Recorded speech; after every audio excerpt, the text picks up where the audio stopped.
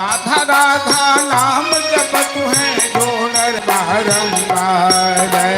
राधा राधा नाम जपत है जो नर बारंबार। ओ राधा राधा नाम जपत है जो नर बारंबार। राधा राधा नाम जपत है जो नर बारंबार। उनकी विपदा दूर करत है एक राधा के नाम।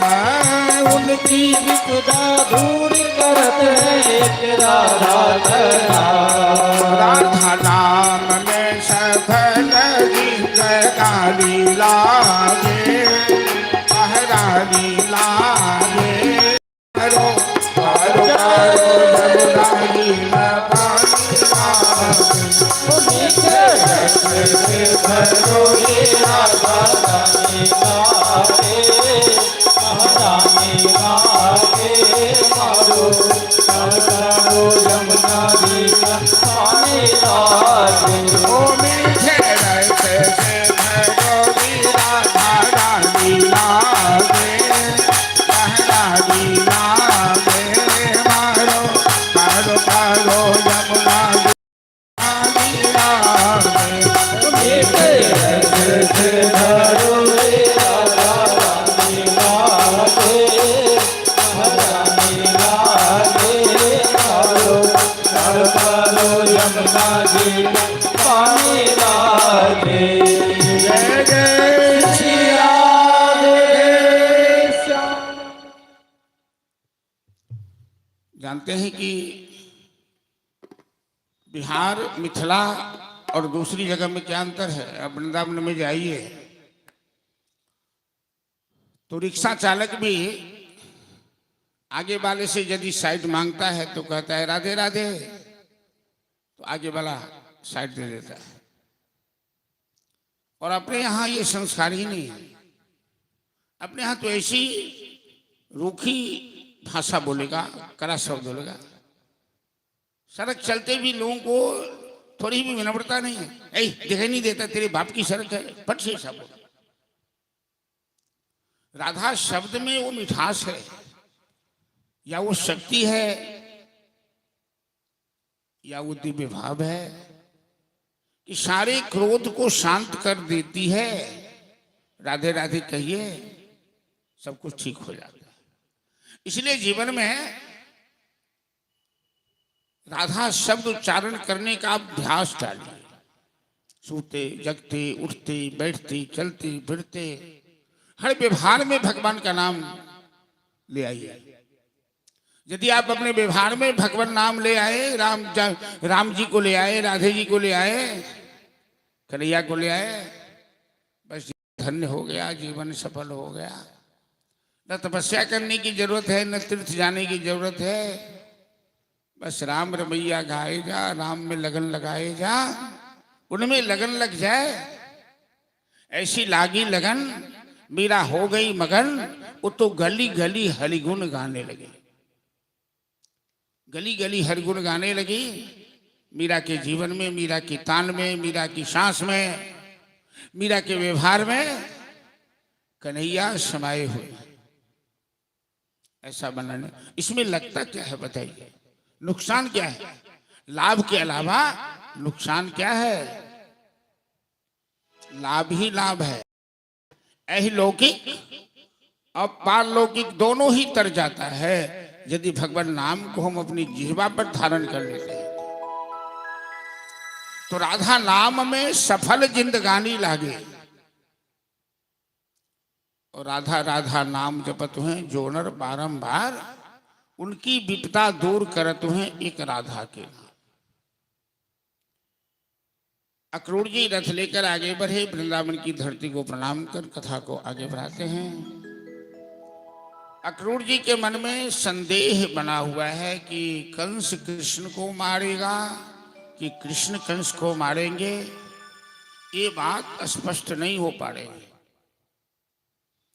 स्नान नहीं किए थे तो रथ को रोका, जमुना करने गए। कृष्ण बलराम रथ पर बैठे हुए हैं। भगवान ने अपनी माया का दर्शन करा दिया। अक्रूर जी जैसे जमुना में गोता लगाए कि भगवान ने अपना विराट रूप दिखा दिया। ब्रह्मादि समस्त देवता उनकी सेवा में लगे हैं। वो काल के भी काल महाकाल दिखाई दे रहे हैं। कंस इनका क्या बिगाड़ेगा? अक्रूर जी के मन में पूर्ण विश्वास हो गया। अक्रूर जी भगवान की प्रार्थना की कि प्रभु आपने मेरे अंदर से भय हटा दिया, बहुत अच्छा किया। रथ लेकर आगे बढ़े, वृंदावन की सीमा जैसे पार किए, मथुरा की सीमा में प्रवेश किए। मथुरा और वृंदावन की दूरी 12 किलोमीटर की है। तो कृष्ण बलराम कहते हैं नंद बाबा से कि बाबा आप गाड़ी पर बैठकर चलिए यज्ञशाला में, हम अपने मित्रगण वालों के साथ पैदल यात्रा करेंगे। पहले बार हम वृंदावन से बाहर निकल रहे हैं और वास्तविकता यह है कि मथुरा की नर नारियां कृष्ण बलराम के आगमन का समाचार सुनते ही, क्योंकि कृष्ण बलराम की ख्याति तो संपूर्ण विश्व में हो चुकी है। ये जब से जन्म लिए हैं कोई भी साधारण काम नहीं किए। पुतना को मारना, सक्तासुर इत्यादि राक्षस को मारना साधारण बात नहीं है। गोवर्धन को उठाना साधारण बात नहीं है। इससे बड़ा न्यूज क्या हो सकता है? तो संपूर्ण विश्व में प्रचार हो गया। तो मथुरा के सभी नर नारी कृष्ण बलराम के दर्शन के लिए सड़क के किनारे पंक्तिबद्ध खड़े हैं, कोई झरोखे पर हैं। तो कृष्ण बलराम ने सोचा कि रथ पर बैठ कर जाऊंगा तो सब देख पाएंगे कि नहीं देख पाएंगे, तो पैदल यात्रा की। कुछ दूर जाने के बाद ग्वाल बाल कहते हैं कन्हैया हम लोग तो चरवाहे हैं और मथुरा शहर है, वहां शहर के रहने वाले लोगों के वस्त्र अच्छे होते होंगे और गांव में रहने वाले हलवाहे चरवाहे का वस्त्र कैसा होगा? तो कुछ अच्छा वस्त्र का इंतजाम हो जाता। कंस के भय से हाट बाजार तो सब बंद है, कर्फ्यू लगा हुआ है। लेकिन एक धोबी कपड़े की गठरी लेकर जा रहा था कंस के दरबार में। तो कृष्ण धोबी को कहते हैं कि अरे ओ मामा जी जरा सुनना। तो धोबी मुड़ के देखा, ये हमें मामा किस आधार पर कह रहा है? मामा जी तो एक चिढ़ाने के लिए भी लोग कहता है, बारातियों में मामा जी को किसी को कह दीजिए मामा जी तो बिगड़ जाता है। धोबी कहता है तुम हमें मामा कैसे कह रहे हो? तो कन्हैया कहते हैं मामा जी मथुरा के राजा कंस मेरे मामा हैं और तुम मथुरा की प्रजा हो तो तुम भी तो मेरे मामा लगोगे ना। कंस कहता, वो धोबी कहता अच्छा तू ही कंस का भांजा है, आज तो तुम्हें कंस मार डालेगा। धोबी को मालूम है कि कंस ने कृष्ण को क्यों बुलाया, मारने के लिए बुलाया। कहता आज तुम्हें मार डालेगा, तुम्हें जितना फरफराना है फरफरा लो। कृष्ण हंसने लगते हैं, कहते मामा जी अरे कंस हमें मारेगा कि मैं कंस को मारूंगा ये तो समय बताएगा। पहले मेरी बात सुन, इसमें से कुछ वस्त्र कुछ कपड़े मेरे मित्रों को दे दो। ये पहली बार शहर में जा रहे हैं, इनके पास कपड़े अच्छे नहीं। धोबी का स्वभाव बड़ा टेढ़ा है। कहते तुम्हें शर्म नहीं आती है वस्त्र मांगने में? ग्वाला चरवाहा सब, ये राजा का वस्त्र है, तुम इस वस्त्र के पहनने योग्य हो? बलराम जी कहते हैं कन्हैया धोबी का स्वभाव तो बड़ा टेढ़ा लगता है। कन्हैया कहते हैं भैया ये आज का टेढ़ा नहीं है, ये जन्म जन्मांतर का टेढ़ा है। मैं इसे जानता हूं। अयोध्या में इसी धोबी ने सीता के ऊपर अंगुली उठाई थी, कहा कि सीता कलंकनी है। मैं तो मर्यादा पुरुषोत्तम था, इसलिए इसकी बात मानकर सीता का त्याग कर दिया। लेकिन मैं अभी तो स्वतंत्र हूं, मैं कोई राजा नहीं हूं, मैं कुछ भी कर सकता हूं। तो बलराम जी कहते हैं तो इसका हिसाब किताब बरोबर कर दे, पुराना हिसाब क्यों रखोगे।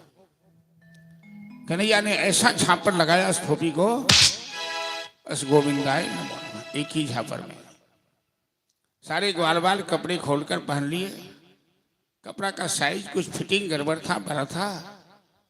एक टेलर मास्टर की दुकान खोली थी, वहां सबने फिटिंग करवाई। ग्वाल बाल कहने लगे कन्हैया अरे कपड़े तो बड़े अच्छे हो गए, शहर में जाने लायक, लेकिन बिना चंदन का ये कपार, ये ललाट शोभा नहीं देता।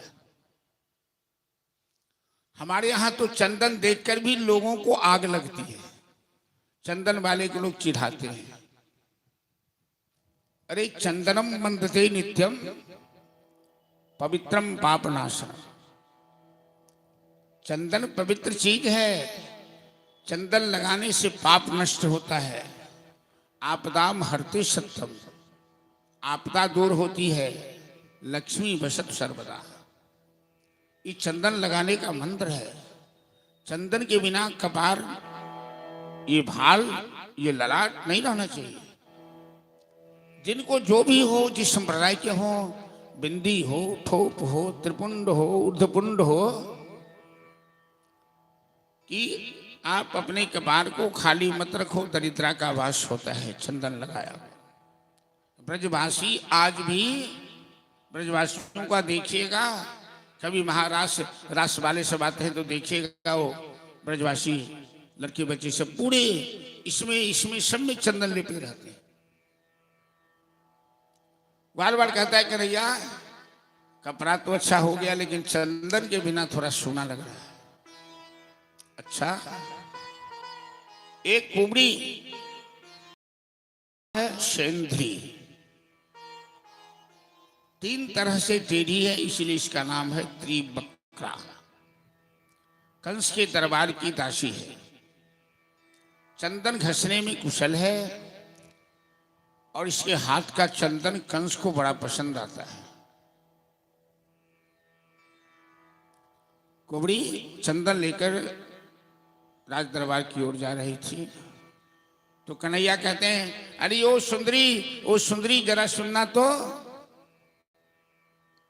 कुबड़ी ने मुड़ के देखा, ऐसा अद्भुत पुरुष तो कभी देखा ही नहीं, इतना सुंदर। और जो इतना सुंदर है, आज तक समाज में हमें किसी ने सुंदरी नहीं कहा। कुब्बर आदमी को कोई सुंदर कहता है क्या? कुब्बर को देखकर, कुबड़ी को देखकर तो लोग समाज में चिढ़ाता है, लेकिन इसका दिल निश्चित रूप से सुंदर है कि हमें सुंदरी कह रहा है। कुबड़ी कहती है श्याम सुंदर, आज तो मेरे कान पहले बार ये शब्द सुन रहे हैं, कहिए आपकी क्या सेवा करूं। कन्हैया कहते हैं कुबड़ी सुंदरी, थोड़ा सा चंदन मेरे ग्वाल बाल को दे दे, इन्हें चंदन चाहिए। वो सेंधरी कहती है श्याम सुंदर, हम कंस की दासी हैं, मेरे हाथ का चंदन कंस को बड़ा पसंद आता है, और मैं जानती हूं कि यदि इसमें से चंदन तुम्हें दे दूं तो कंस हमें फांसी पर चढ़ा देगा, क्योंकि तुम्हारे प्रति कंस की भावना अच्छी नहीं है। लेकिन मैं फांसी पर चल जाऊं, मुझे मंजूर है, जी कर क्या करूंगी, यदि तेरी सेवा नहीं कर पाई तो, तेरा काम नहीं आई तो। देखिए, इसी को प्रेम कहते हैं। प्रेम कहीं सीमित नहीं है, प्रेम कोई फिक्स नहीं है, प्रेम एक भाव है। वो फांसी पर जा सकती है, लेकिन कन्हैया को चंदन देने के लिए तैयार है, ये प्रेम है। कुबड़ी कहती है श्याम सुंदर, मैं ग्वाल वालों को चंदन दे देती हूं, लेकिन तुम्हारे शरीर में अपने हाथ से लगाऊंगा, मेरा जीवन धन्य हो जाएगा। बिना प्राण की परवाह किए हुए कुबड़ी ने श्री कृष्ण के शरीर में चंदनों का लेप किया। और मेरे कन्हैया का स्वभाव है, लेते हैं थोड़ा, देते हैं ज्यादा।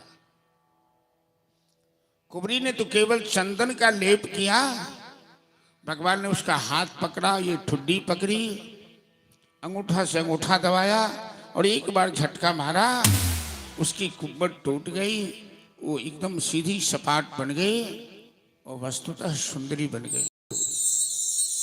भगवान जिसका हाथ पकड़ लें, भगवान जिस पर कृपा कर दें कि तुलसी तुलसी सब कहे, तुलसी बन की घास, कृपा भई रघुनाथ की, तो बल गए तुलसीदास। तुलसी पौधा है ना, जो तुलसी अभी भागवत पर आप लोग चढ़ाते हैं, फिर प्रसाद में लेते हैं। ये तुलसी एक वनस्पति है, एक पौधा है। लेकिन संसार में इस धरती पर जितनी भी पौधे हैं, उसमें तुलसी का सबसे ज्यादा महत्व है। इसीलिए भारतवर्ष की संस्कृति में हनुमान जी लंका में विभीषण को कैसे पहचाने? विभीषण की कुटिया में तुलसी का पौधा था, नव तुलसी का वृंदता। ये वैष्णवों की पहचान है। तुलसी भगवान की पटरानी है। भगवान ने तुलसी को स्वीकार किया है, इसीलिए तुलसी आदरणीय है। तो भगवान जिसे स्वीकार लेते हैं वो आदरणीय बन जाता है। उनका आदर सब करता है, सब नमस्कार करता है इसी व्यक्ति को। कुबरी ने कहा, श्याम सुंदर, मेरे घर एक दिन मेहमान भर के आप बनकर आप आते, मेरा जीवन धन्य हो जाता। भगवान कहते हैं, मैं अपने भक्तों की इच्छा पूरी करता हूं, मैं अवश्य आऊंगा, लेकिन अभी हमें कुछ आवश्यक काम पहले करना है। कुबरी पर भगवान ने कृपा की, यज्ञशाला में प्रवेश। देखिए, वृंदावन में लगभग 50-60 साल पहले की बात है। बांके बिहारी का मंदिर, जो वृंदावन गए होंगे जानते होंगे, मंदिर तो वहां सैकड़ों मंदिर हैं, लेकिन बांके बिहारी का मंदिर बड़ा प्रसिद्ध है। बांके बिहारी की बड़ी ख्याति है, बड़ा आकर्षण है, और वहां के नियम भी अपने अपनी तरह ढंग का नियम है। तो बांके बिहारी के मंदिर में गली में जो गली जाती है, उस गली के सड़क के किनारे किनारे फूलमाला की दुकान है, मिठाइयाँ की दुकान है। वहां एक हलवाई की दुकान थी मिठाई की। 2 बजे रात तक वो हलवाई दुकान खोल के रखता था, जबकि बाजार 9-10 बजे बंद हो जाता था। लोग पूछते थे कि तुम इतने लेट तक दुकान क्यों खोल के रखते हो? तो हलवाई कहता था कि मैं लेट तक इसे जल्दी से चला के सामने से बीच में से। लोग पूछते थे उस हलवाई से, इतने विलंब तक दुकान खोल कर क्यों रखते हो? तो मैं इसीलिए लेट तक खोल कर रखता हूं कि रात में कहीं बांके बिहारी को भूख लगेगी, मिठाई खाने की इच्छा होगी, और बाजार में मिठाई खरीदने के लिए निकलेंगे, तो सबकी दुकानें तो बंद होगी, अब मेरी दुकानें ही खुली होगी, और मेरी दुकान में यदि बांके बिहारी खरीद लिया तो मेरा जीवन धन्य हो जाएगा। उस हलवाई की भावना देखिए। भगवान तो भक्त वांछा कल्पतरु हैं, भक्तों की भावना जानते हैं। बांके बिहारी के मंदिर में एक नियम है, आज भी वो परंपरा है, कि जब उनका पट बंद होता है रात में, तो 4 मोतीचूर के लड्डू प्लेट में 1 गिलास पानी रखा जाता है। भगवान रात में उठ के लड्डू खाते हैं। 12 बजे रात में उस हलवाई की दुकान में एक लड़का आया, 12 साल का लड़का, और पूछता है, बाबा तेरे पास मोतीचूर के लड्डू हैं क्या? देख कर बताता हूं बेटा। देखा, उसके बर्तन में 4 लड्डू थे बचे हुए। कहा, कितने लड्डू चाहिए बेटा? तो 4 लड्डू चाहिए।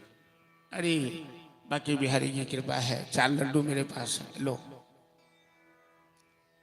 बालक कहता है कि बाबा मेरे पास पैसे तो नहीं है। कोई बात नहीं, कल दे जाना, नहीं दे जाना कोई बात नहीं, तू लड्डू तो खा ले। बालक कहता है, बाबा बिना पैसे का लड्डू मैं नहीं लूंगा। हलवाई कहता है, तू कैसी बात करता है?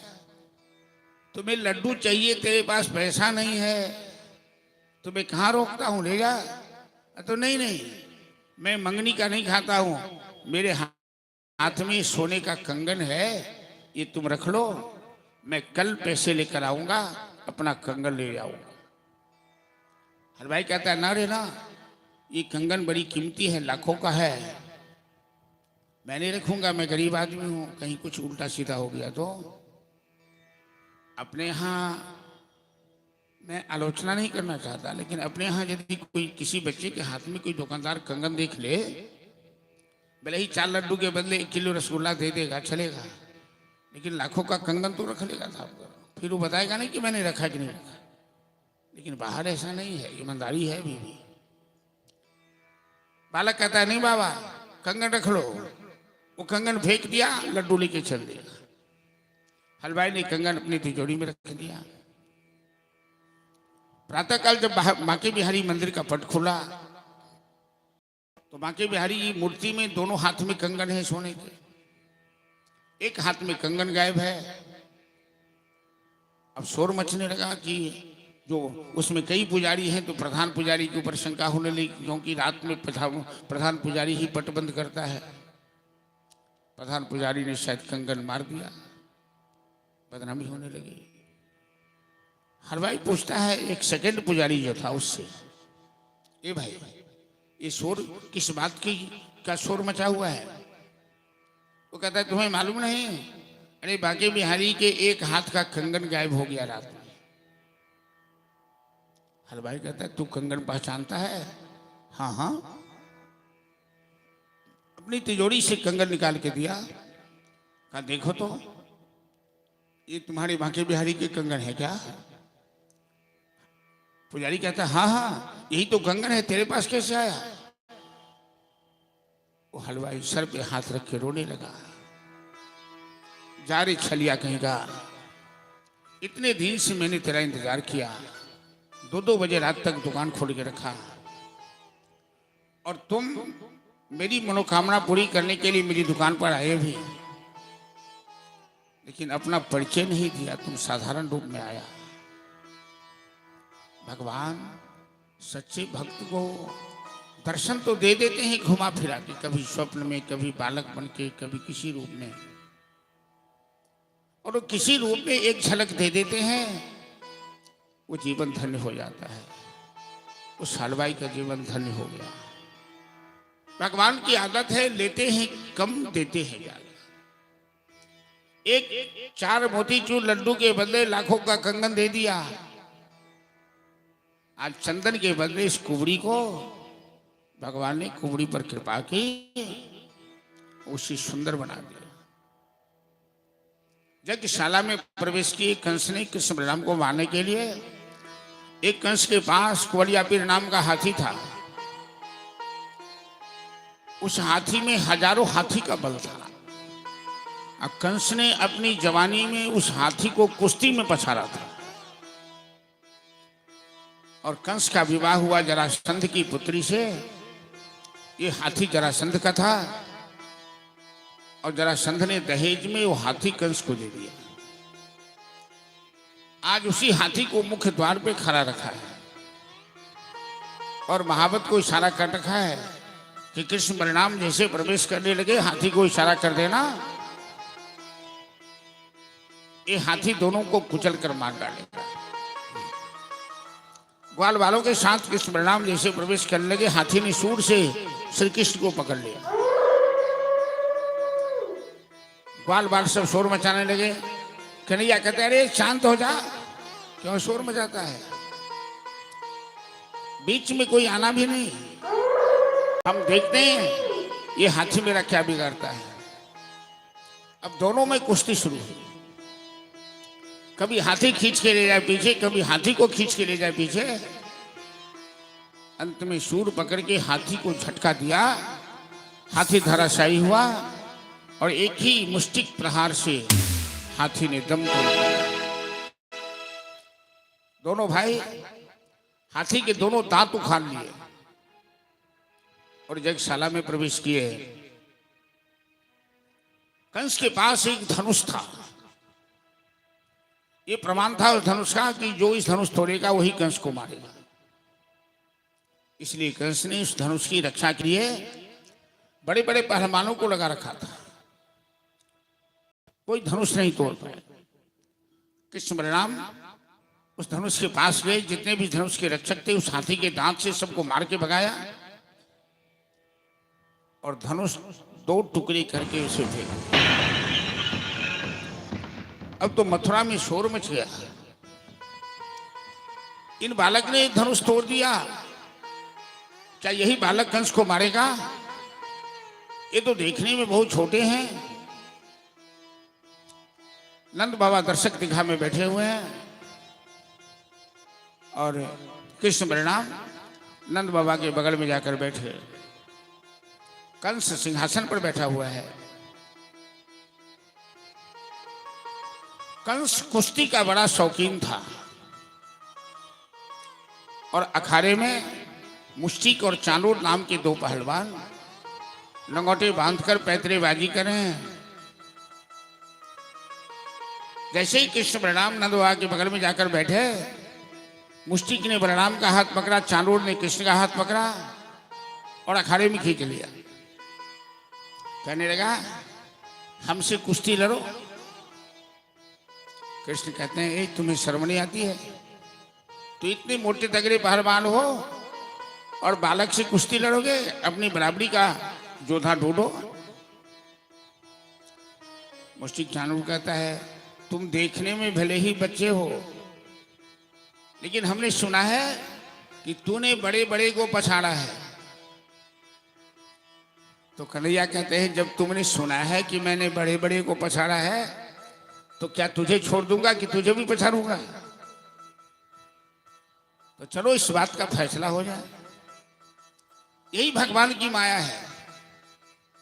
हम सब देखते हैं कि बारी बारी से एक चार के कंधे पर बैठकर वो सती स्थान जा रहे हैं, श्मशान घाट जा रहे हैं। राम नाम सत्य है, राम नाम सत्य है। मरने वाले जा रहे हैं। अहनि अहनि भूतानि गच्छन्ति यम साधनम शेषाः स्थिरमिच्छन्ति किम आश्चर्यम अतः परम। 56 प्रश्न यक्ष ने युधिष्ठिर से पूछा था, जिसमें एक प्रश्न ये भी था। यक्ष ने पूछा युधिष्ठिर से कि सबसे बड़ा आश्चर्य क्या है? तो युधिष्ठिर महाराज उत्तर देते हैं कि प्रतिदिन लोग श्मशान जा रहे हैं, लेकिन जो जिंदा हैं उन्हें लगता है कि मैं नहीं मरूंगा। शेषाः स्थिरमिच्छन्ति, मैं स्थिर हूं। इससे बढ़कर आश्चर्य क्या हो? मुष्टिक चाणूर जानता है कि ये बड़े बड़े को मारा है। शक्तासुर, बकासुर, अगासुर, केशीद, धेनुकासुर, पुतना, कुबलिया पीर जैसे बलवान हाथी को मार डाला है। अभी चाणूर को लगता है कि आज तक तो मैं कुश्ती में हारा नहीं हूं, ये नन्ही से बालक मेरा क्या बिगाड़ लेंगे। तो कन्हैया कहते हैं ठीक है भाई, जब तुम्हारी इच्छा है तो हम तुम्हें भी संतुष्ट कर ही देते हैं। लेकिन नंद बाबा घबरा गए। भोले भाले नंद बाबा को लगा ये देखने में हाथी जैसा मोटा तगड़ा पहलवान मेरे लला को कहीं मार न डाले। अब नंद बाबा की समझ में बात आई कि कंस ने हमें यहां क्यों बुलाया। कंस के दिल में कैसा कपट है, ये मेरे लला को मारने के लिए बुलाया है। लेकिन कंस के भय से दर्शक दिखा में कोई आवाज नहीं उठा सकता। कंस सीधे फांसी पर चढ़ा जाता है। नंद बाबा घबरा गए और भोलेनाथ से प्रार्थना करने लगी कि हे भोलेनाथ, मेरे लला की रक्षा करना। कुछ देर के बाद नंद बाबा को लगा कि भोलेनाथ तो भांग खा के पौराए होंगे और जब तक उनका ध्यान खुलेगा तब तक तो पहलवान मेरे लल्ला को मार डालेगा। तो बजरंग बली को पुकारने लगे। बजरंग बली कुश्ती के देवता हैं और महावीर नाम किसका है? महावीर नाम नहीं मालूम है आप लोगों को? अरे बजरंग बली का एक नाम है महावीर। राम जी महावीर नहीं हुए, लक्ष्मण जी महावीर नहीं हुए, हेलो, लेकिन बजरंग बली महावीर हैं। तो नंद बाबा बजरंग बली की गुहार लगाने लगे और आज कथा का अंतिम दिवस है। हम लोग बजरंग बली का ध्यान करें, एक बजरंग बली का भजन प्रस्तुत करेंगे। प्रतिपाला रखवाला ओहे लाल लगौटी वाला, प्रतिपाला रखवाला ओहे लाल लंगोटी वाला। प्रतिपाला वाला ओहे लाल लगौटी वाला, प्रतिपाला रखवाला ओहे लाल लंगोटी वाला। सकल जगत के स्वामी हो तुम, सकल जगत के स्वामी हो तुम, घर घर करत उजाला, प्रतिपाला रखवाला ओहे लाल लगौरी वाला। प्रतिपाला रखवाला ओहे लाल लगौरी वाला।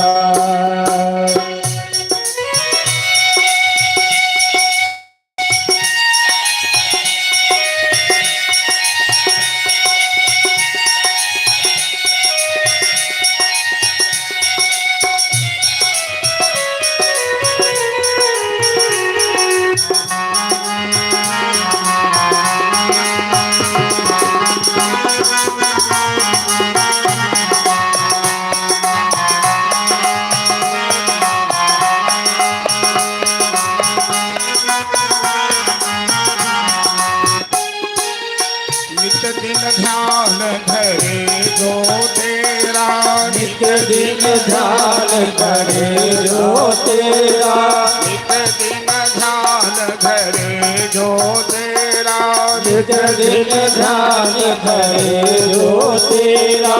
जपे राम की माला जो जपे राम की माला हो, धूप दीप नैवेद्य चढ़ावे, धूप दीप चढ़ावे, करे न जम से पाला पाला। प्रतिपाला रखवाला ओहे लाल लगौरी वाला। प्रतिपाला ओहे लाल लगौरी वाला।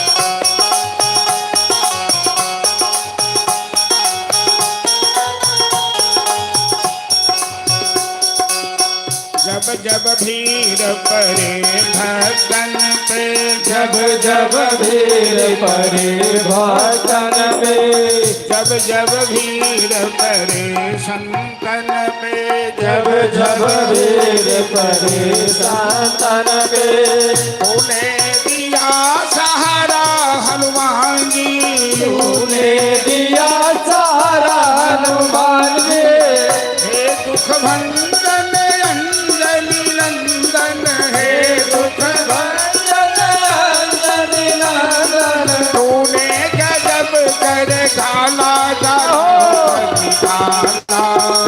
रखवाला, ओहे लाल लगो दीवाना, प्रतिभाला रखवाला, ओहे लाल लगो दीवाला।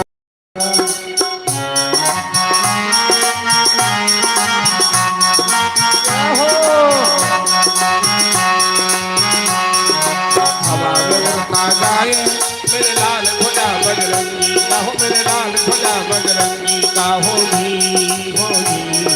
हवा में उड़ता जाए मेरा लाल ध्वजा बजरंगी का, मेरा लाल ध्वजा बजरंगी का, होली होली।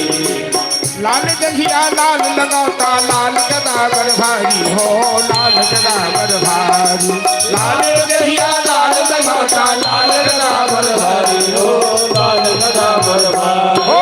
हवा में उड़ता जाए मेरे लाल ध्वजा बजरंगी का हो, मेरे लाल ध्वजा बजरंगी का होली होली। हवा में उड़ता जाए मेरा लाल ध्वजा बजरंगी का, मेरा लाल ध्वजा बजरंगी का, होली होली। एक सजीवन बुद्धि के कारण लाल पहाड़ उठाई हो, लाल पहाड़ उठाई, एक सजीवन बुद्धि के कारण पहाड़ उठाए हो, लाल पहाड़ उठाए। हवा में उड़ता जाए मेरे लाल ध्वजा बजरंगी का हो, मेरे लाल ध्वजा बजरंगी का होली होली। हवा में उड़ता जाए मेरा लाल ध्वजा बजरंगी का, मेरा लाल ध्वजा बजरंगी का, होली होली। प्रतिपाला रखवाला, ओहे लाल लगो दीवाना, प्रतिपाला रखवाला, ओहे लाल लगो दीवाना। लक्ष्मण मूर्छित परे समर में, लक्ष्मण मूर्छित परे समर में, पवन वेग से चला हनुमान जी, पवन वेग से चला हनुमान जी, धौला गिरी उठाई ले आए, धौला गिरी उठाए ले आए। तुम अंजनी का लाला लाला हो कटिवाला रखवाला, ओहे लाल लगो दीवाना, प्रतिपाला रखवाला, ओहे लाल लगो दीवाना। ओ प्रतिपाला रखवाला, ओहे लाल लगो दीवाना, प्रतिपाला रखवाला, ओहे लाल लगो दीवाना। बोल बजरंग बली।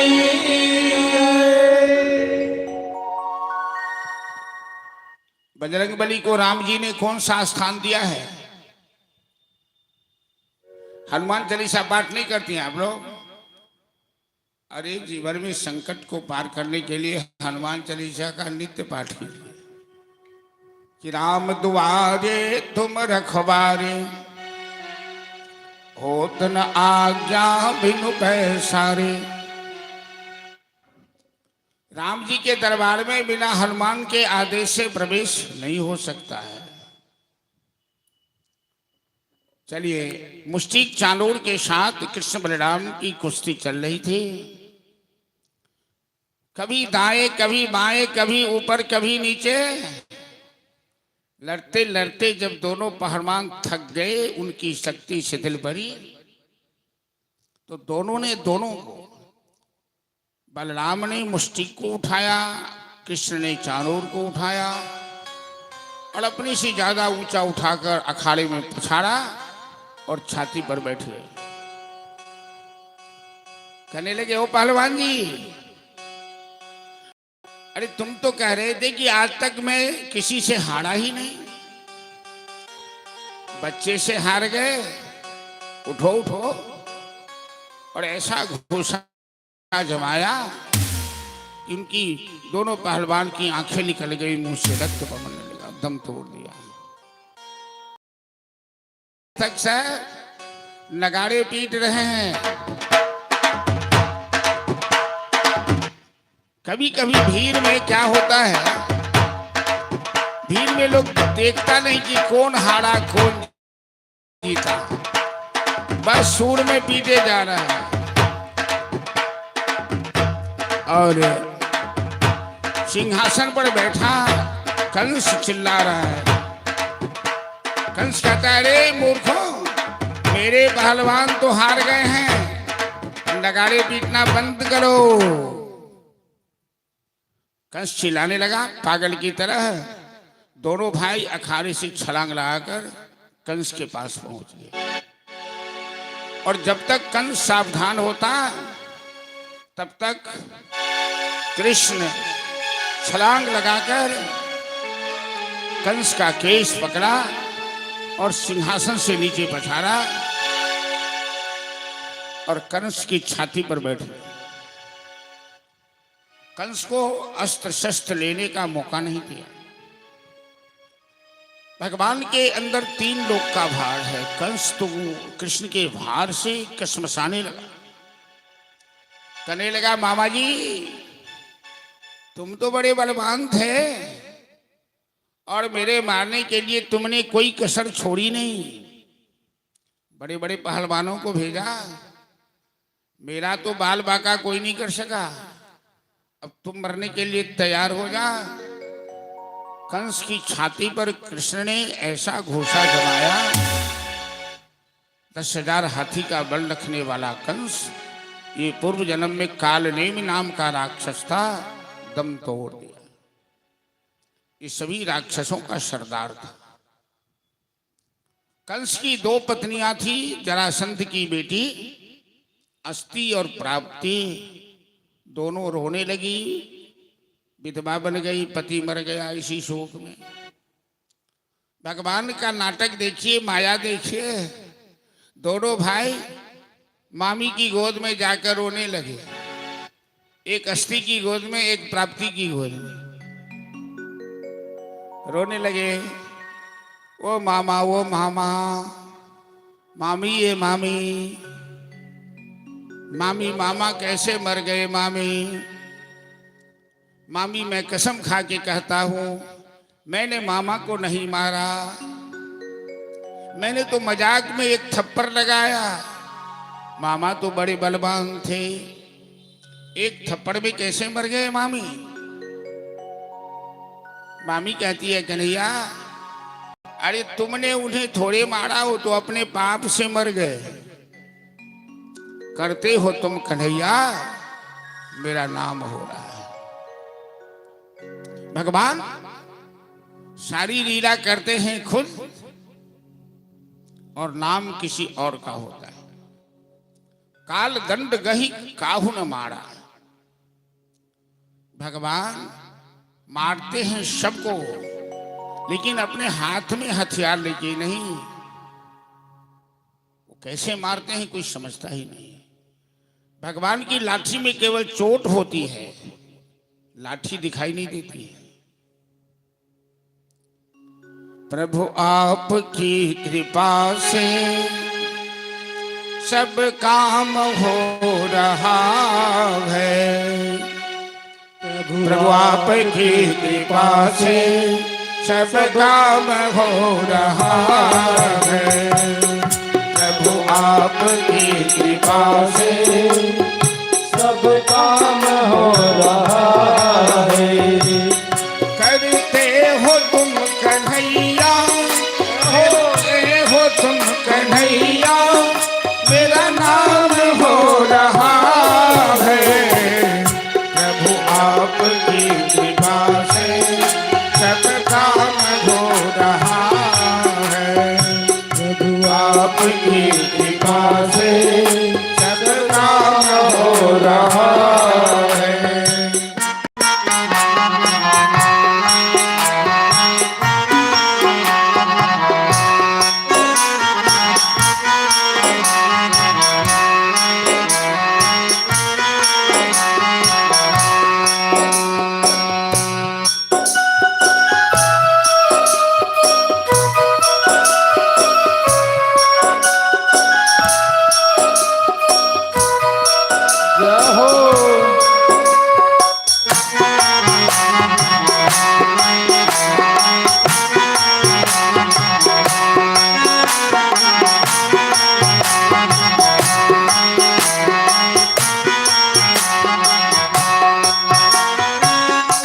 तुम्हारे के बिना ही मेरी नाव चल रही है, तुम्हारे के बिना ही मेरी नाव चल रही है।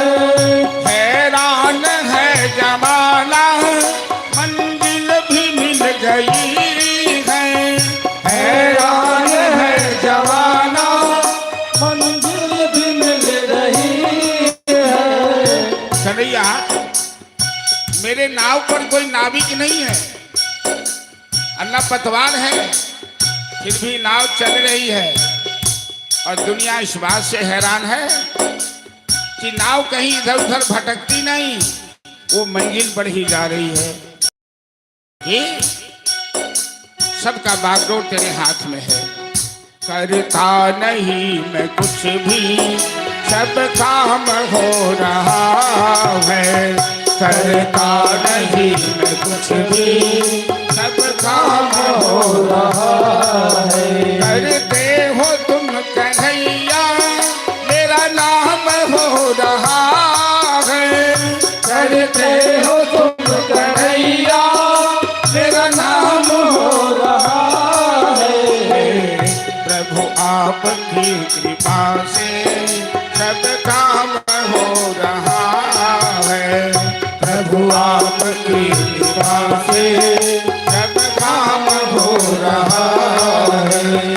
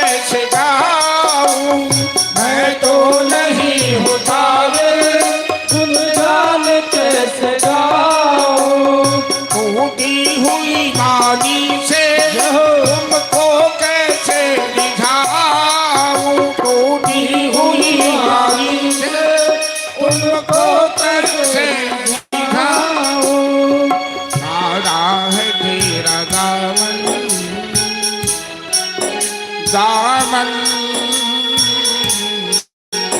थामा है तेरा दामन, सब काम हो रहा है।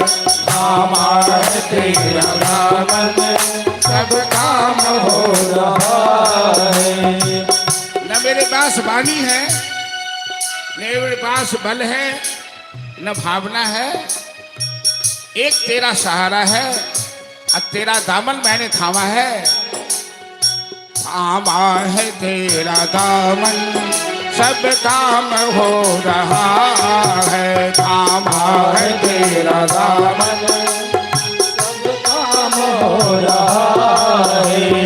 करते हो तुम कन्हैया मेरा काम हो रहा है। करते हो तुम कन्हैया मेरा नाम हो रहा है। प्रभु आपकी कृपा से सब काम हो रहा है। आपकी कृपा से सब काम हो रहा है। प्रभु आपकी कृपा से सब काम हो रहा है।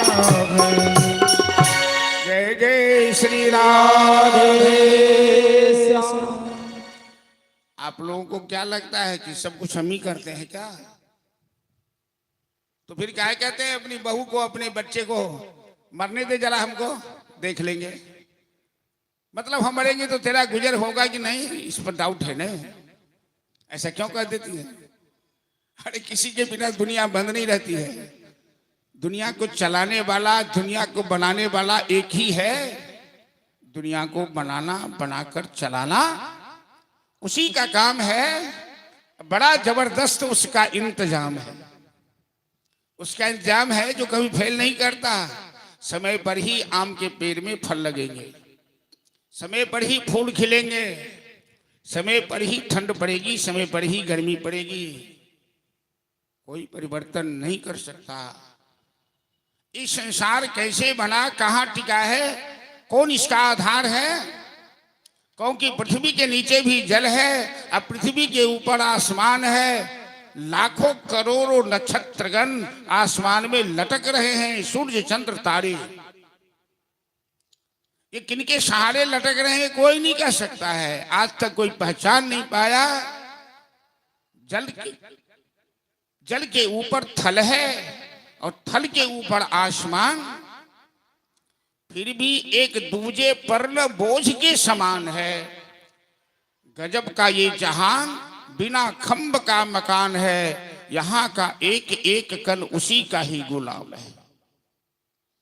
एक फूल भी खिले नहीं, एक पत्ता भी हिले नहीं, उसकी मर्जी के बिना करते हो तुम कन्हैया। ऐसा मान लीजिए, आपकी कृपा से सब काम हो रहा है। आपकी कृपा से हो रहा है। अपना वर्चस्व मत लाइए बीच में, अहंकार मत लाइए कि मैंने ऐसा किया, मैंने वैसा किया। भगवान कृष्ण कंस का उद्धार किया और कंस ने अपने पिता उग्रसेन को कारागार में बंदी बनाकर रखा था। उन्हें कारागार से मुक्त किया। उग्रसेन चाचा लगते हैं, कहने लगे प्रभु अपना ही बेटा हमें जेल में डाल दिया, अब हमें मथुरा जदवंशियों का राज नहीं चाहिए, तुम संभालो, तुम आ गए हो। कन्हैया कहते हैं चाचा राज संभालने के लिए संस्कार चाहिए। अभी तो मैं पढ़ा लिखा नहीं हूं, मैं तो गाय भेड़ चरा कर आया हूं वृंदावन से। हमें शिक्षा प्राप्त कर लेने दीजिए, तब तक आप ही संभालिए। फिर अपने माता पिता के पास गए, सारे रक्षकों को मारकर भगाया, ताला तोड़ा, हथकड़ी काटी, बेड़ी काटी, वसुदेव देवकी को कारागार से मुक्त किया। अब तक वसुदेव जी की आंख से दुख के आंसू बह रहे थे। अब अपने पुत्र मिलन की खुशी में खुशी के आंसू बहने लगे। गर्गाचार्य जाते हैं, नंद जी को समझाने लगे कि नंद जी ये दोनों बालक आपके नहीं वसुदेव के पुत्र हैं, इन्हें कुछ दिन यहां रहने दीजिए, इन्हें कुछ आवश्यक काम करना है। नंद बाबा के मन में ये बात नहीं है कि कन्हैया मेरा बेटा है या क्या है, लेकिन कन्हैया जब से मथुरा में आया है भूखा है। किसी ने एक बार भोजन के लिए कन्हैया को पूछा नहीं। यशोदा ने जो बना के दिया था, नंद जी अपने हाथ से दोनों पुत्र को गोद में बैठाए और अपने हाथ से भोजन कराए। दोनों पुत्र का माथा सूंघने लगे, आंख से आंसू आने लगा। कृष्ण बलराम कहते हैं बाबा आप ज्ञानी हैं, आप आंसू मत बहाइए, हमें कुछ आवश्यक काम करना है, इसलिए रुकना होगा, फिर हम आपके पास आएंगे। आप सारे गोकुलवासी वृंदावन वासियों का ध्यान रखिएगा। भैया यशोदा बहुत भोली भाली है, आप उन्हें सांत्वना दीजिएगा। यदि आप भी धैर्य खो देंगे तो मैया घबरा जाएगी। ग्वाल वाल सब कहने लगा, कन्हैया हम साथ साथ में गाय चराए, अब तुम मथुरा का राजा बनने वाले हो, हम तो चरवाहे के चरवाहे रह गए। कहावत है मैथिली भाषा में कि संगे संगे गैया चरौली, कृष्णा हो गेल गोसैया। लेकिन एक बात है कन्हैया, हम लोग छल कपट नहीं जानते हैं, हम ग्वाले हैं, लेकिन हम लोगों ने तुम्हारे साथ सच्चे दिल से प्यार किया है। तुमसे हमें कोई स्वार्थ नहीं है, इसलिए तुम जहां रहो खुश रहो, आबाद रहो, लेकिन हमें भूलना मत। बचपन की मोहब्बत को तुम यूं न भुला देना। जब याद हमें आए तो दिल से दुआ देना। बड़ा करुण दृश्य यहां हुआ। बार बार अपने सखाओं को, मित्रों को गले से लगाते हैं। नंद बाबा बार बार मुड़ के देखते हैं। दोनों भाई आंख से आंसू बहाते हुए टुकुर टुकुर देखते रह जाते हैं। नंद बाबा ग्वाल वालों के साथ वृंदावन चले आए।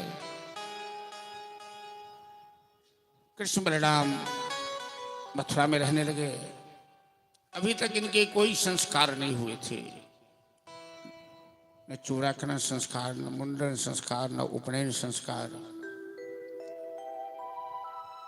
अब तक तो ग्वाला वंश में थे, अब क्षत्रिय वंश में आ गए। जन्म तो इनका क्षत्रिय वंश में है, लालन पालन ग्वाला वंश में है। वसुदेव जी ने इनका सारा संस्कार किया। जीवन में सबसे बड़ा संस्कार होता है शिक्षा संस्कार। जब तक मनुष्य शिक्षित न हो तब तक जीवन पूर्ण नहीं होता है। कृष्ण बलराम को शिक्षा प्राप्ति हेतु गोदावरी नदी के किनारे संदीपन मुनि का आश्रम था। ब्रह्म विद्या के ज्ञाता संदीपन मुनि के पास कृष्ण बलराम को भेजा। 1 साल में रहकर वहां शिक्षा प्राप्त की। भगवान पढ़ते हैं क्या? जाकी सहज सांस सुतिचारी, सो प्रभु पढ़ यह कौतुक भारी। जिनकी सांस से वेद निकलता है, सरस्वती जिनके चरण की दासी है, वो भगवान पढ़ते नहीं है, लेकिन मानव रूप में आए हैं। एक मानव को क्या क्या करना है, तो मानवोचित सभी कर्तव्यों का पालन करते हैं। उसी गुरुकुल में कृष्ण के एक मित्र मिले, जहां हजारों विद्यार्थी थे। लेकिन उस मित्र का नाम भागवत में तो सुखदेव जी लिया नहीं, सुदामा का नाम। दूसरे पुराण में सुदामा जी का नाम आया है। कहते हैं कृष्ण से आशित सखा कश्चित ब्राह्मणों ब्रह्मवेत्तम।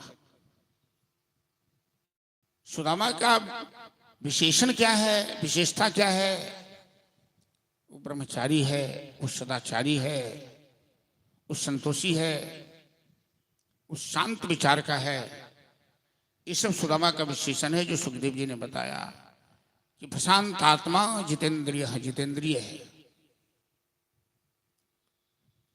गुरुकुल के बाद सुदामा गुजरात के रहने वाले थे, चले गए। कृष्ण बलराम अपने घर आए हैं। आते समय गुरुदेव को प्रणाम किया, गुरुदक्षिणा का आग्रह किया कि गुरुदेव आपने बड़ा परिश्रम से हमें विद्या दान दिया, हम गुरुदक्षिणा में क्या सेवा करें? संदीपन मुनि बड़े ज्ञानी हैं, कहते हैं कन्हैया तुमने शिक्षा प्राप्त की, यही हमारी गुरुदक्षिणा है। आजकल के गुरु की तरह नहीं कि बच्चों को ठगते हैं या व्यावसायिक शिक्षा देते हैं। यदि गरीब बच्चे के पास फीस नहीं तो टीचर पढ़ा नहीं सकता है। हमें कुछ नहीं चाहिए, बस एक आदेश है कि जैसे मैंने तुम्हारे जैसे शिष्य को तैयार किया है, तुम भी एक शिष्य को तैयार करना कम से कम, और शिष्य परंपरा की रक्षा करना। आज हमारा समाज क्यों बिगड़ गया कि बड़े बड़े विद्वान केवल व्यवसायिक हो गए अर्थ कमाने के चक्कर में। 1.5 लाख रुपया प्रोफेसर को तनख्वाह है कॉलेज में, लेकिन कार्यालय पहुंचकर केवल अखबार पढ़ना, राजनीति करना, बच्चे को पढ़ाना नहीं है। और 1.5 लाख रुपया 2-2 लाख रुपया तनख्वाह है, फिर भी घर पे गाय पोस करके दूध बेचते हैं। संतोष नाम की चीज नहीं है। हर विद्वान को चाहिए कि आपने जो विद्याधन किया है आप कुछ देकर जाइए समाज में, कुछ बच्चों को ज्ञान दीजिए कि आपके बाद भी वो विद्या सुरक्षित रहे। ये शिष्य परंपरा है। और खास करके संस्कृत के विद्वानों ने तो ऐसा किया ही नहीं, इसलिए संस्कृत विद्या लुप्त हो रही है। ये देववाणी है, देव भाषा है। आज भी भारतवर्ष के सारे कार्यक्रम संस्कृत भाषा में होते हैं। श्राद्ध का मंत्र संस्कृत में है, पूजा का मंत्र संस्कृत में है, लेकिन ये केवल पूजा पाठ की भाषा बन के रह गई, व्यवहार की भाषा नहीं रह गई। ये दुर्भाग्य है। और भारतवर्ष का विकास तब तक नहीं होगा जब तक संस्कृत और संस्कृति का विकास नहीं होगा। भारतस्य प्रतिष्ठित में संस्कृतम संस्कृति तथा। भारत की प्रतिष्ठा संस्कृति में और संस्कृत भाषा में है। आज संस्कृति भी लुप्त हो रही है और हमारी संस्कृति भी लुप्त हो रही है। देश का प्यारा तिरंगा झंडा लगा है यहां, और परसों स्वतंत्रता दिवस है, 15 अगस्त है। राष्ट्र प्रधानमंत्री झंडा फहराएंगे, बड़े बड़े नेता सब झंडा फहराएंगे सब जगह। क्या ये झंडोत्तोलन एक दिखावा है क्या? क्या यही हमारी राष्ट्रभक्ति है? ये झंडा फहराने वाले, खादी टोपी धारण करने वाले कभी झंडा के नीचे ये संकल्प लेते हैं कि हम 1-2 राष्ट्रभक्त को पैदा करेंगे, चरित्र बल का निर्माण करेंगे। इस राष्ट्र की रक्षा कौन करेगा? इस राष्ट्र की रक्षा इस राष्ट्र के वासी करेंगे, इस राष्ट्र के नागरिक करेंगे। और आज पूरे देश से नेशनल कैरेक्टर समाप्त हो गया। वृंदावन में हम पढ़ते थे तो उसमें एक फिलोसफर थे वर्मा जी, वो कहते थे कि दुर्भाग्य है सबसे बड़ा, इस देश से नेशनल कैरेक्टर समाप्त हो गया। लोग सोच रहे हैं सरकार का पानी बह रहा है, बहने दो, नल नहीं बंद करेंगे। सरकार की बिजली जल रही है, जलने दो। अभी कितने ट्रेन को जला दिया गया वो अग्निपथ वाला कांड में। राष्ट्रीय संपत्ति, करोड़ों की संपत्ति क्षति पहुंचाई गई। हम कैसे देश के नागरिक हैं? हमारा कैसा संस्कार है कि अपने पांव पर ही कुल्हाड़ी मारते हैं, अपनी मां को ही कष्ट देते हैं। ये आतंक फैला करके ये होता है आंदोलन क्या? अपने राष्ट्र को क्षति पहुंचाओ। इन नेताओं को इस पर जोर देना चाहिए। राजनीति लूटने के लिए है क्या? अपने आगे औलाद के लिए धन जमा करने के लिए राजनीति है क्या? राम की कथा क्यों कही जाती है? मैंने बताया था कि अयोध्या जैसी रानी को देखकर देवता भी लालायित थे, इंद्र भी लालायित थे कि ऐसा सुंदर अयोध्या है, लेकिन राम जी ने उसे ठोकर मारा भरत के पास। अब भरत ने ठोकर मारा राम जी के पास। क्यों? उन नेताओं को गद्दी नहीं चाहिए, उन नेताओं को सत्ता नहीं चाहिए।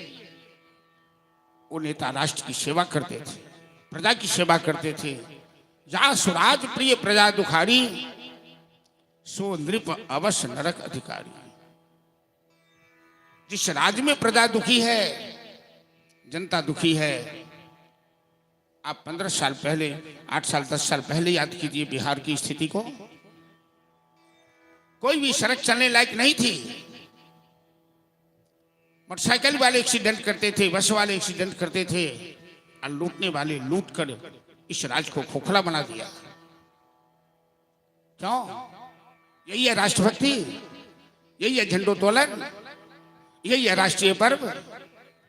सबसे बड़ा पर्व है नैतिकता का पालन करना, सबसे बड़ा पर्व है राष्ट्रभक्ति पैदा करना, सबसे बड़ा पर्व है राष्ट्र की सेवा करना। और झंडोत्तोलन के माध्यम से 2-4 राष्ट्रभक्तों को पैदा करना, चाहे पाठशाला में हो, चाहे राजनीति के द्वारा हो, चाहे भागवत कथा के द्वारा हो, राष्ट्रभक्तों को जगाना है। हिंदुस्तान विश्व में सबसे महान देश है, और आज हिंदुस्तान की दुर्दशा हो रही है। हम इसलिए दुर्दशा हो रही है कि हम अपनी मातृभूमि से सच्चा प्रेम नहीं करते, हम अपने राष्ट्र से सच्चा प्रेम नहीं करते। यदि हम सच्चा प्रेम करेंगे तो हम राष्ट्र को क्षति कैसे पहुंचा सकते हैं? जो भरा नहीं है भावों से, जिसमें बहती रसधार नहीं, और हृदय नहीं वह पत्थर है जिसमें स्वदेश का प्यार नहीं। भारतवर्ष विश्व को सर्वे भवन्तु सुखिनः सर्वे सन्तु निरामयाः, सब सुखी रहें, सब स्वस्थ रहें, किसी को कष्ट न हो, ये शिक्षा देता है। हम विश्व वाले को प्रेम करना सिखलाते हैं, हम विश्व वाले को आदर्श और संस्कृति की शिक्षा देते हैं, मानवता का पाठ पढ़ाते हैं। राम लंका पर आक्रमण करके आतंकवादी को धराशायी किया और विभीषण को राजा बनाया।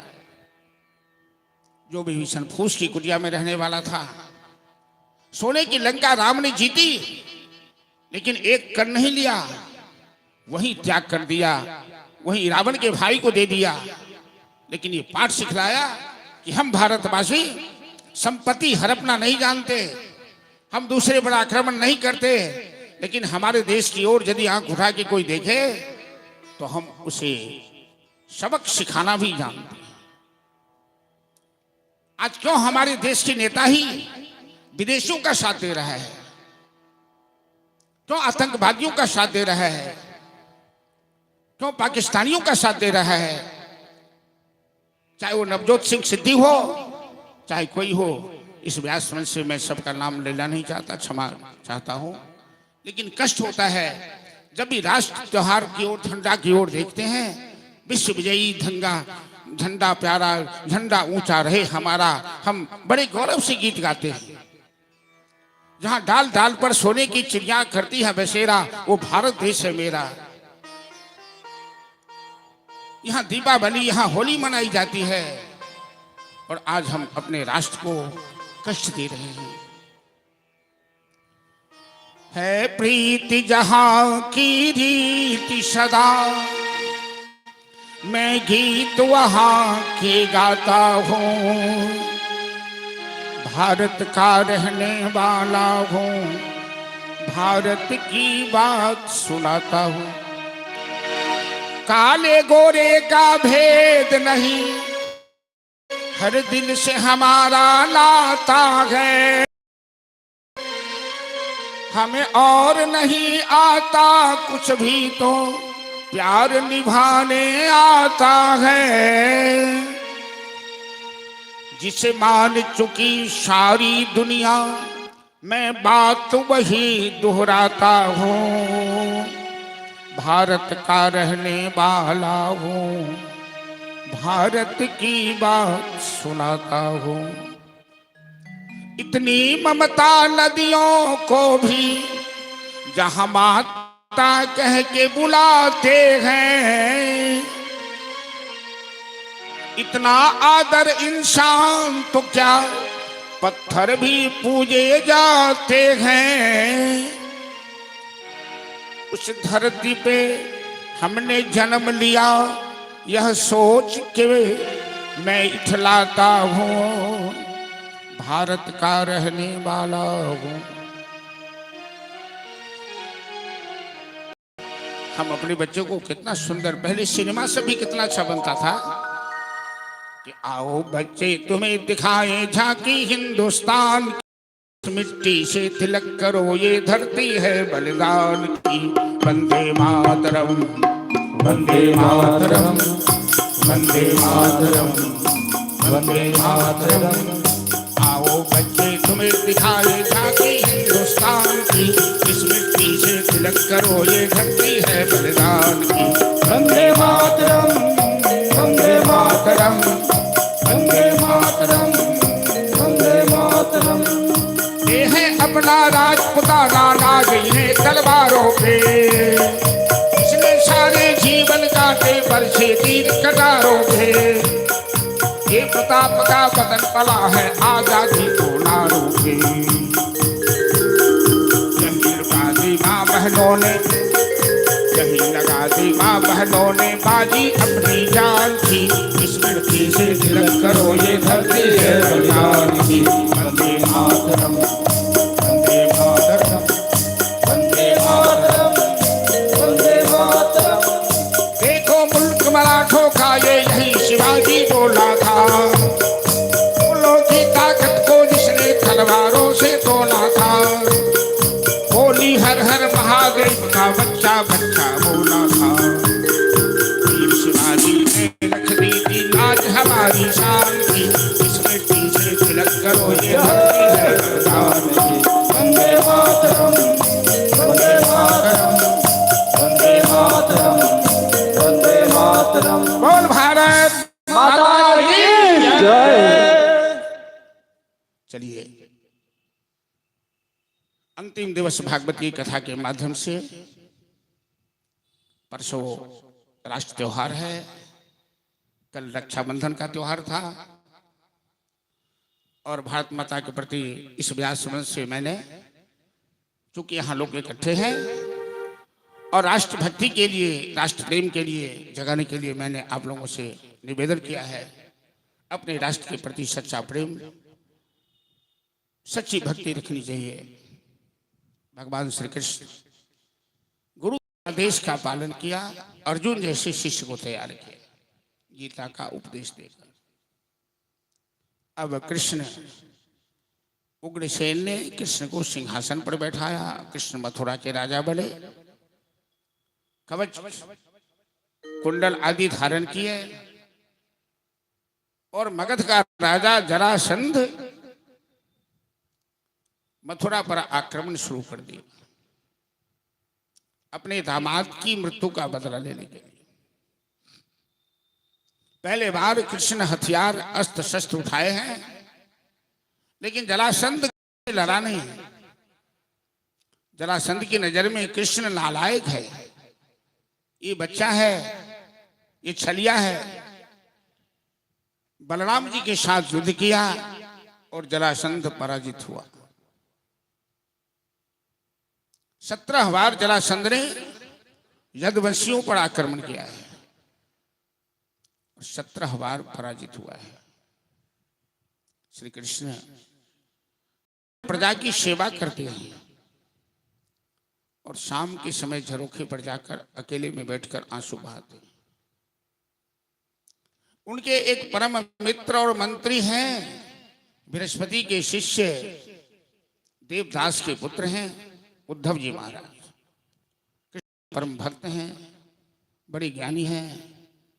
छत पर जाकर पूछते हैं कि प्रभु अब आप मथुरा के राजा बने हो तो आंसू किस दुख में बहा रहे हो?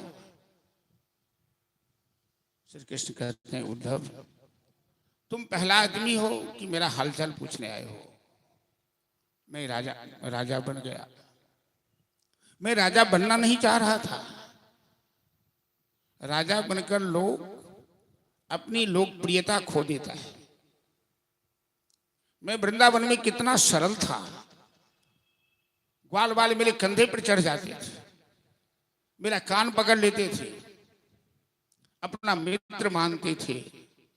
गोपियां हमसे गोबर उठवा लेती थी। मैया जसोदा हमें उखल में बांध देती थी। लेकिन यहां मैं इतना बड़ा बन गया हूं कि कोई मेरे पास आने से राजा के पास सब थोड़ी ही जा सकता है। भगवान हमेशा सहज बन के रहना चाहते हैं, सबके साथ रहना चाहते हैं, सबके दिल में रहना चाहते हैं। बुधो मोहि ब्रज विसरत नाही। लाख कोशिश करने के बाद मैं वृंदावन को भुला नहीं रहा हूं। हंस सुता की सुंदर कलरव और कुंजन की छा, वे सुरभि ये वत्स रोहिणी, छनक दुहावन जाए ग्वाल बाल सब करत कोलाहल, गही गही उमगत बाहि उधो मोहि ब्रज विसरत नाही। लेकिन आश्चर्य की बात है कि श्री कृष्ण वृंदावन के प्रेम को व्यक्त करना चाहते हैं उद्धव के सामने। उद्धव को आश्चर्य लग रहा है कि राजा होकर वो भेड़ बकरी चराने वाले को क्यों याद कर रहे हैं, लेकिन उद्धव इस बात को समझना नहीं चाह रहे, या उद्धव की समझ में बात नहीं आ रही है। उद्धव विद्वान है लेकिन उद्धव के दिल में प्रेम नहीं है, और घायल की गति घायल जाने, प्रेमी की बात ही समझ सकता है। तो श्री कृष्ण कहते हैं उद्धव तू ज्ञानी है, विद्वान है, लेकिन तेरे दिल में प्रेम नहीं है, तू मेरी भावना नहीं समझते हो। ये तो प्रेम की बात है उद्धव, बंदगी तेरे बस की नहीं है। ये तो प्रेम की बात है उद्धव, बंदगी तेरे बस की नहीं है। के होते हैं सौदे, यहाँ सरदे के होते हैं सौदे। आस की इतनी सस्ती नहीं है, ये तो प्रेम की बात है उद्धव।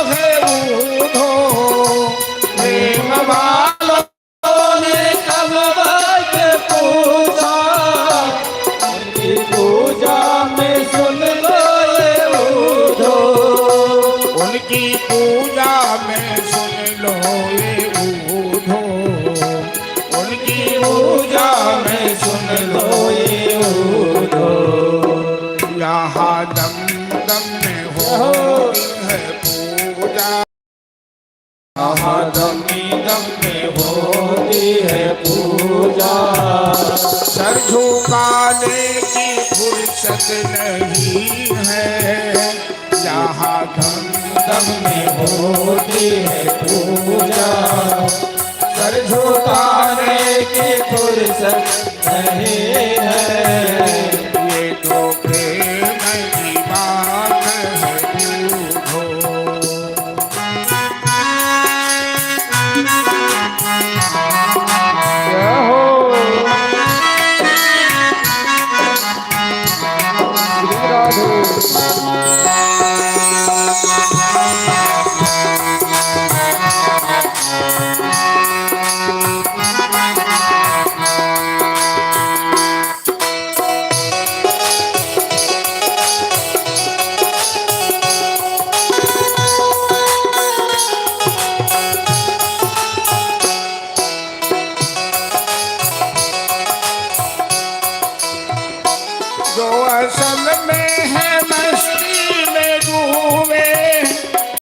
क्या परवा जिंदगी के, जो असल में है मस्ती में डूबे, उनको क्या परवाह जिंदगी के।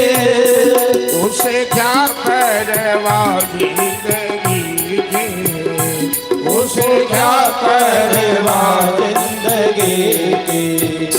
जो उतरती है चढ़ती है मस्ती, जो उतरती है चढ़ती है मस्ती, वो हकीकत में मस्ती नहीं है। जो उतरती है चढ़ती है मस्ती, वो हकीकत में मस्ती नहीं है। ये तो प्रेम की बात है बूढ़ो, बंदगी तेरे बस की नहीं है। वो तो प्रेम की बात है रूलो।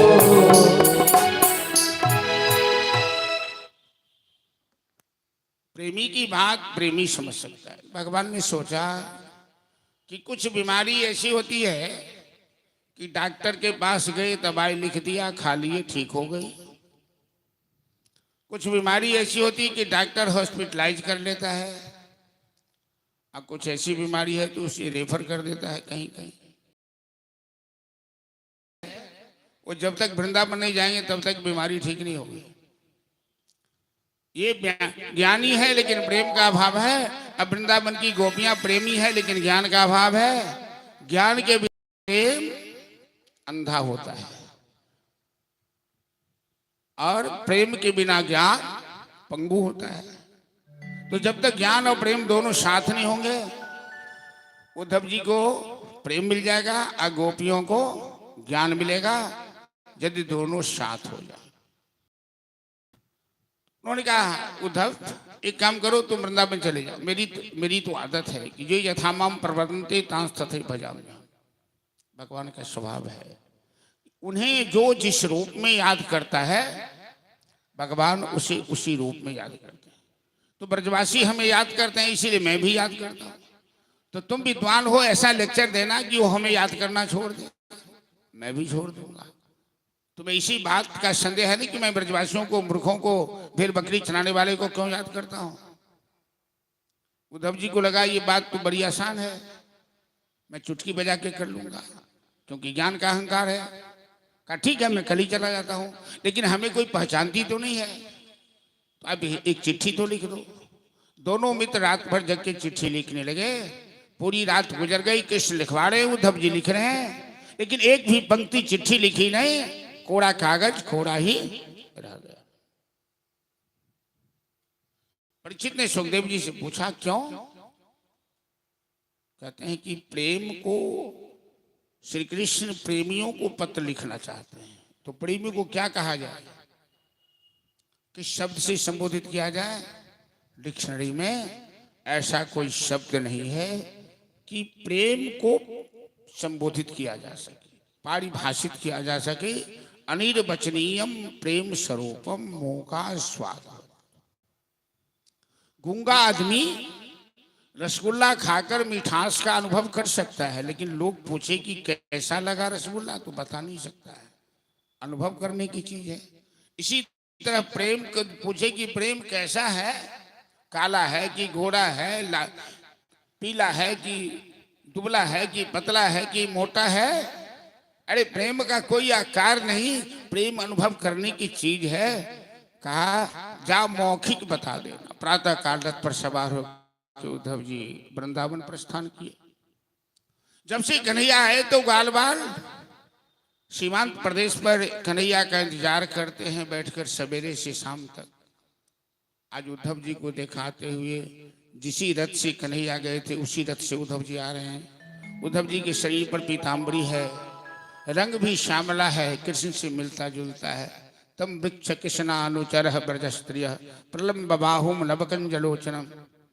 ग्वाल बाल उछलने लगा, कन्हैया आ गया, कन्हैया आ गया। जब रथ नजदीक आया सभी मुरझा गए, ये तो अपना कन्हैया नहीं कोई और है। उद्धव जी पूछते हैं, बच्चे हमें नंद महल में जाना है, रास्ता बताइए। ग्वाल बार पूछते हैं आपका परिचय श्रीमान? मेरा नाम उद्धव है, मैं मथुरा से आया हूँ कृष्ण का संदेश लेकर।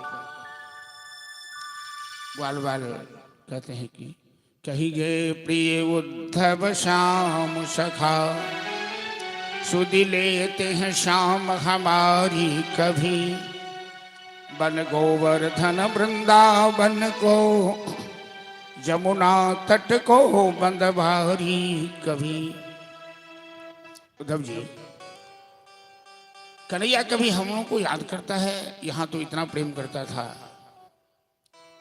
उद्धव जी बाग पटुए कहते हैं बहुत बहुत याद करते हैं आप लोग। बातचीत करते नंद भवन में। उद्धव जी जब रथ से नीचे उतरे नंद जी के द्वार पर, और जैसे वृंदावन की पावन धरती का स्पर्श हुआ, उद्धव जी के अंदर जो ज्ञान का घमंड था कहाँ गायब हो गया। उद्धव जी को आश्चर्य लगा। नंद यशोदा को देखती ही, बुढ़ापे में नंद बाबा की उम्र 100 साल से पार कर चुकी है, यशोदा की उम्र 91-92 साल की है। दोनों झगड़ा कर रहे हैं। तुम्हारी गलती से कन्हैया चला गया तो आपकी गलती से कन्हैया चला गया। उद्धव जी चरण स्पर्श किए, अपना परिचय दिया। नंद बाबा की आंख से आंसू बहने लगे। नंद बाबा पूछते हैं कि अपस्मरति नः कृष्ण मातरम सुहृदः सखिन, गोपान ब्रजम चात्मानाथम गावो वृंदावनम। उद्धव जी, कन्हैया कभी हम लोगों को याद करता है? बूढ़े माँ बाप को इस बुढ़ापा में हमें तड़पने के लिए छोड़ दिया। कितना कठोर है। यहाँ तो इतना प्रेम करता था। उद्धव जी को गला बकोर लग गया इनका प्रेम देखकर। अब समझ में आ रही है बात कि क्यों कन्हैया रात में भी सोए हुए में चिल्लाते रहते हैं, नंद बाबा का नाम लेते हैं, मैया यशोदा का नाम लेते हैं, राधा जी का नाम लेते हैं, सोए में, स्वप्ना में। इनका प्रेम अपार है। प्रातः काल उद्धव जी एक वृंदावन में स्थान है वर्तमान में जिसका नाम ज्ञान गुदरी है, जहां उद्धव और गोपी का संवाद होता है। और उद्धव गोपी के संवाद में उद्धव जी के जो वस्त्र रूपी ज्ञान रूपी वस्त्र हैं वो गुदरी बन जाते हैं, फट जाते हैं गोपियों के सामने। इसलिए उस स्थान का नाम पड़ा ज्ञान गुदरी। साहित्य में इसे भ्रमर गीत कहते हैं। श्रीमद् भागवत में भ्रमर गीत का चित्रण है। और सभी कवियों ने, रत्नाकर हो, सूरदास हो, सबने भ्रमर गीत का चित्रण किया है अपने साहित्य में। ये गोपियां उद्धव जी को भौड़ा कहकर संबोधित किया है। मधुप कितब बंदो मास विसंगी शपथ में। ए भौड़ा, तुम क्यों आए वृंदावन? वो छलिया भी काला है और तुम भी काला है। भौड़ा एक फूल पर बैठता, दूसरे फूल पर जाता, तीसरे पर जाता। वही काम तो कन्हैया कर रहा है। पहले हम लोगों से प्रेम किया, अब जाके मथुरा में कुंवरी के जाल में फंस गया, तो अपनी प्रेमिकाओं के जाल में फंस गया, हमें तड़पने के लिए छोड़ दिया है। हम कन्हैया से कुछ मांगते हैं उद्धव जी, आप बताइए। प्रेम करते हैं, बाल बाल कन्हैया कुशले, हम ये दुआ करते हैं, प्रार्थना करते हैं, लेकिन हम एक झलक दर्शन करना चाहते हैं। अखिया हर दर्शन को प्यासी, देखन चाहत हूं कमल नयन को, निस्दिन रहत उदास। श्याम सुंदर के विरह में निस्दिन बरसत नयन हमारे, सदा रहत पावसिद्धु हम पे, जपते श्याम सिधारे। खेत के साथ हमें कहना पड़ रहा है कि उद्धव गोपी संवाद बड़ा मार्मिक है, ये साहित्यिक रसिक विषय है, लेकिन मैं उस गहराई में नहीं जाऊंगा, समय का अभाव है, आगे कथा को विसर्जन भी करना है। में भागवती कथा मात्र औपचारिकता होती है। अब इन गोपियों की अकुलाहट, इन गोपियों का निस्वार्थ प्रेम, कन्हैया के प्रति समर्पण भाव देखकर उद्धव जी के अंदर जो ज्ञान का दर्प था सब लुप्त हो गया। उद्धव जी पागल की तरह चिल्लाने लगे। और इन गोपियों के जो मूर्ख हैं, गोबर बिछने वाली है, गाय चराने वाली है, ये भाई चांसलर साहब हैं उद्धव जी, प्रोफेसर नहीं, भाई चांसलर हैं। और गोपियों को प्रणाम करने लगे। वंदे नंद ब्रज स्त्री नाम, ये भागवत का श्लोक मैं कह रहा हूं। वंदे नंद ब्रज स्त्री नाम पाद रेणु अभक्षस। मैं इन ब्रजांगनाओं को, इन गोपियों को प्रणाम करता हूं। इनके चरण की धूल भी मेरे मस्तक पर पड़ जाए तो मेरा जीवन धन्य हो जाएगा। और उद्धव जी भगवान से मानने लगे कि आशा महो चरण रेणु जुसाम हम किमपि गुल्म लतो सधी नाम। इसी श्लोक का अनुवाद किया है ब्रज भाषा में मुसलमान कवि रसखान ने कि मानुष हो तो हे रसखान बसो ब्रज गोकुल गांव के ग्वावरण, जो पशु हो तो चरे न करो नित्यानंद के धेनु उधारण। उद्धव जी कहते हैं हे प्रभु, अगला जन्म मेरा वृंदावन में देना, इन गोपियों की चरण की धूल पड़ेगी, मेरा जीवन धन्य हो जाएगा। गए थे उपदेश देने और स्वयं उपदेश प्राप्त कर लिए। गोपियां कहती है उद्धव जी जाके कहिएगा छलिया से हम उससे कुछ मांगते नहीं है, प्रेम करके निर्वाह नहीं करना था तो प्रेम किया क्यों? बंसी बजाकर मेरे मन को चुराया, मेरे दिल को चुराया, मेरे चित्त को चुराया और मझधार में डोबड़ी के लिए छोड़ दिया। कि बंसी बजा के मोहना,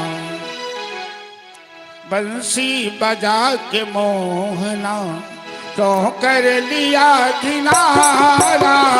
बंसी बजा के मोहना, क्यों कर लिया किनारा।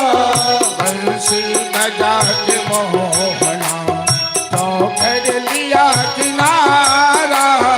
बंसी बजा के मोहना, क्यों कर लिया किनारा। जो कर लिया किनारा, जो कर लिया किनारा, जो कर लिया किनारा, क्यों कर लिया किनारा। अपनों से हाय ऐसा, अपनों से हाय ऐसा व्यवहार है तुम्हारा। अपनों से हाय ऐसा व्यवहार है तुम्हारा। बंसी बजा के मोहना।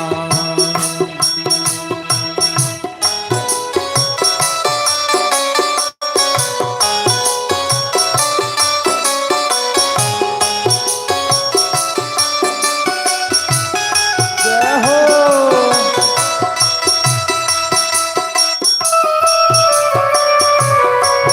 प्रेम से ताली बजाते हुए सभी।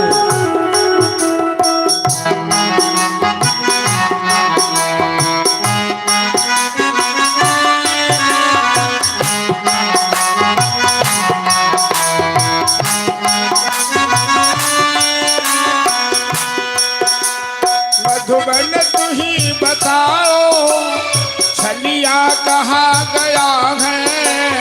मधुबन तुम्हें बताओ, छलिया कहाँ गया है। मधुबन तू ही बताओ छलिया कहाँ गया है। मधुबन तुम्हें बताओ, छलिया कहाँ गया है। कैसे झुलस गया है, कैसे झुलस गया है। कोमल बदन तुम्हारा। कैसे झुलस गया है, कोमल बदन तुम्हारा। बंसी बजा के मोहना, तो लिया किनारा। बंसी बजा के मोहना, तो कर लिया किनारा। रोती है ब्रज की गाली, रोती यशोदा मैया। रोती है ब्रज की गाय, रोती यशोदा मैया।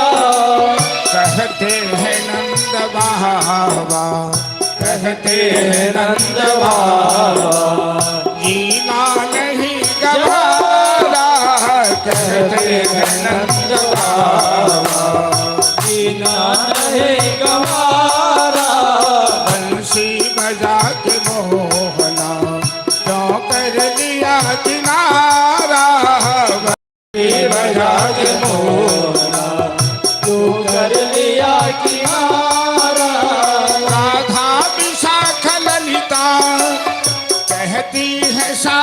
सखियां राधा विशाखा ललिता कहती है सारी सखियां मझधार में है नैया मझधार में है नैया मिलता नहीं किनारा मझधार में है नैया मिलता नहीं किनारा बंसी बजा के मोहना तो कर लिया किनारा बंसी बजा के मोहना जो कर लिया किनारा बंसी बजा के मोहना। जय जय श्री राम। राधे श्याम। यदि कोई श्रद्धालु करने के लिए बाकी हो तो अलग से मौका नहीं मिलेगा। जैसे कोई बारी बारी से आ रहे हैं और प्रणाम करना हो तो आकर के अपना जा सकते हैं, और नहीं करना है तो अपनी जगह पर बैठकर कथा सुनते रहिए। वो अपना आंसू बहा बहा कर उद्धव जी से कहने लगी, उद्धव जी कि परसों कहीं आवन शाम गए पर बीत गए कितने परसों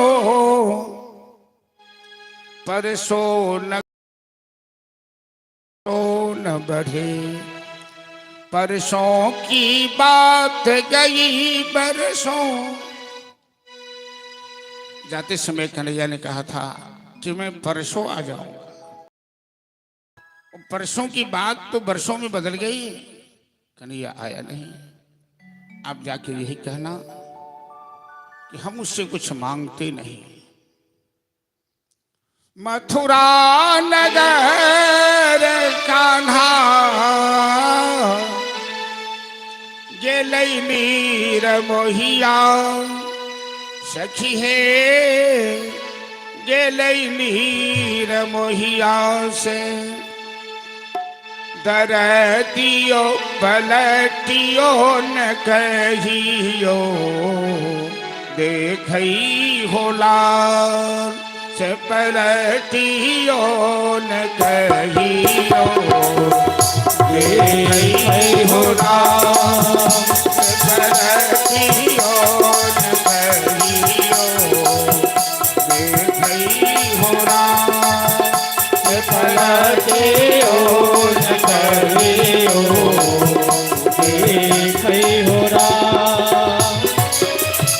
मथुरा नगर कान्हा गेलै नीर मोहिया सखी हे मथुरा नगर कान्हा गेलै नीर मोहिया सखी हे गेलै नीर मोहिया से पलटियो न कहियो देखई होला से पलटियो न कहियो देखई होला।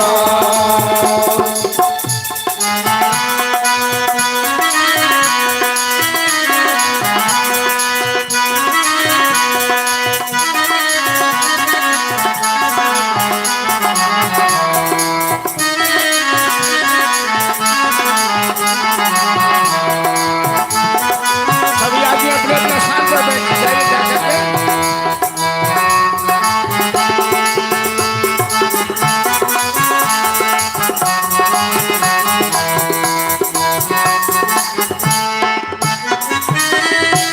हमरा बिसर गेलै छलिया मोहनवा हमरा बिसर गेलै छलिया मोहनवा हमरा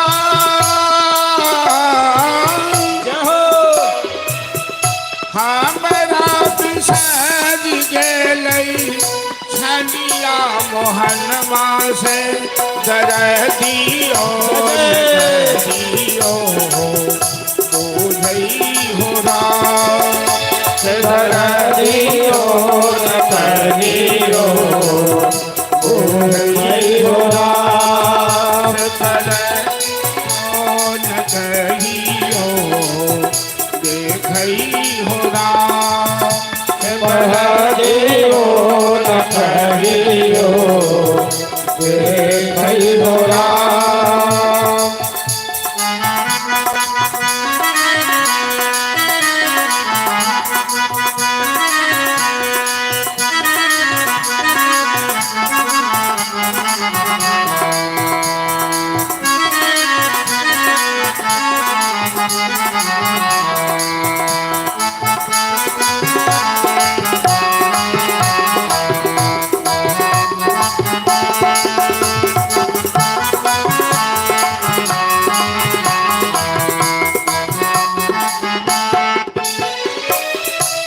मासा बरस बीतलई बीतलई उमरिया पाँच बरस बीतलै उमरिया। जय जय मासा बरस बीतलई बीतलई उमरिया से प्रीति हो राम।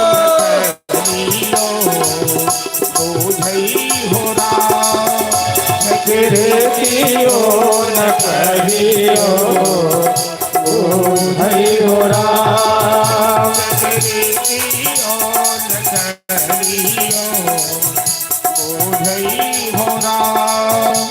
कहदियो न कहियो देखियो राम।